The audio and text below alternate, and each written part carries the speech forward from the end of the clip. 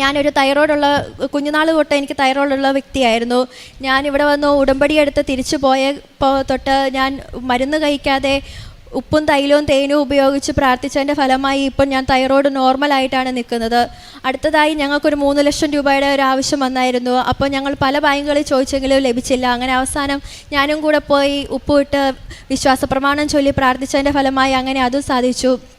ഇത്രയും വലിയ അനുഗ്രഹങ്ങളെല്ലാം നൽകി അമ്മ മാതാവിന് 1000 നന്ദി. കാരുണ്യപ്രവൃത്തിയായി ഞാൻ എന്നെക്കൊണ്ട് പറ്റുന്ന വിധം ഞാൻ മറ്റുള്ളവരെ സഹായിക്കുകയും ഞാൻ കൃപാസന പത്രം വിതരണം ചെയ്യുന്നതിൻ്റെ കൂടെ എനിക്ക് കിട്ടിയ അനുഭവങ്ങൾ പറഞ്ഞും ഞാൻ ഇതിൻ്റെ കൂടെ പ്രത്യക്ഷീകരണ പ്രാർത്ഥന എഴുതിയുമായിരുന്നു നൽകിക്കൊണ്ടിരുന്നത്. ഞാൻ പിന്നെ എന്നും ഡെയിലി ബ്രെഡ് കൂടുകയും ഷെയർ ചെയ്യുകയും സ്റ്റാറ്റസ് ഇടുകയും ഉടമ്പടി ധ്യാനം കൂടുകയും ഷെയർ ചെയ്യുകയും സ്റ്റാറ്റസ് ഇടുകയും ചെയ്യുമായിരുന്നു. ജർമ്മൻ ഭാഷ പഠിക്കാൻ തുടങ്ങിയപ്പോൾ തൊട്ടുള്ള ദൈവത്തോടുള്ള അകലം ഉടമ്പടി വഴി മാതാവ് എനിക്ക് തിരികെ തന്നു. ഇത്ര വലിയ